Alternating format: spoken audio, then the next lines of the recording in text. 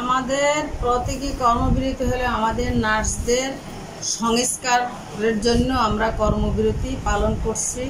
আমাদের নার্সদের দশম গ্রেড থেকে নার্সরা যোগদান করে এবং রিটায়ার্ড পর্যন্ত দশম গ্রেড নিয়ে রিটায়ার্ড হয়। আমাদের পদোন্নতি নাই।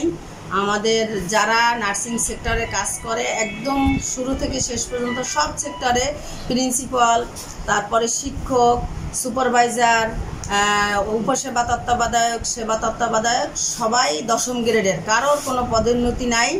আমরা এই সংস্কার চাই এবং সেবার মান উন্নত করতে হলে শিক্ষিত নার্স দরকার। এখন আমাদের আমলারা আমাদেরকে 16 সালের আগ পর্যন্ত আমাদের নার্সরা ছিল, আমাদের নার্সিং সেক্টর নার্সরা চালাইছে। এখন 16 সালের পর থেকে আমলারা আসছে, বলছে আপনাদের সকল কিছু সংস্কার করে আমরা চলে যাব। এখন আমাদের সংস্কার হচ্ছে না। এই 16 সালের পর থেকে আমাদের কোনো পোস্টিং নাই। আমাদের 100 বেডের হসপিটাল, 90টা পোস্ট, 24টা পোস্ট খালি, কোনো নার্স দিচ্ছে না। আমরা খুবই হিমশিম খাইতেছি। 100 বেডের হাসপাতাল, রুগী থাকে 400। আমরা যে নার্স আছি এ দিয়ে আমরা অনেক কষ্টে, একজন নার্স 5 জন রুগী দেখার কথা, সেখানে আমরা রুগী দেখতেছি এক একজনে 50 জন করে রুগী দেখতেছি।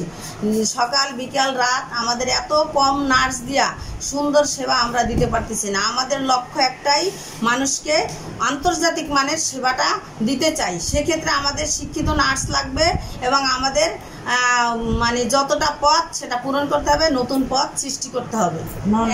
আমাদেরকে চালাচ্ছে হলো নন নার্সিং লোকজন, তারা ক্যাডাররা আমাদেরকে চালাইতেছে। ওনারা আসলে নার্সদের কোনো সংস্কার করতেছে না, আমাদের কোনো পদোন্নতি দিচ্ছে না। যেমন আমি সুপারভাইজার, আমি দশম গ্রেডে যোগদান করছি, আমার চাকরি 34 বছর, এখনও দশম গ্রেড আছি। আমি এসিএর দিতেছি নার্সদেরকে, যারা তারাও দশম গ্রেড, আমিও দশম গ্রেড, আমার কোনো পদোন্নতি নাই। এইভাবে আমাদের সকল সেক্টর নার্সরাই সব কিছু চালায়। একজন নার্স প্রিন্সিপাল, কিন্তু সে দশম গ্রেড, সে প্রিন্সিপালের দায়িত্ব পালন করতেছে, কিন্তু সে দশম গ্রেড নিয়ে চালাইতেছে। এই জন্য আমরা এই সংস্কার চাইতেছি। আমাদের নার্সরা নার্সদেরকে চালাবে, নার্সদের সকল প্রশাসনিক পদ আমরা নার্স চাইতেছি।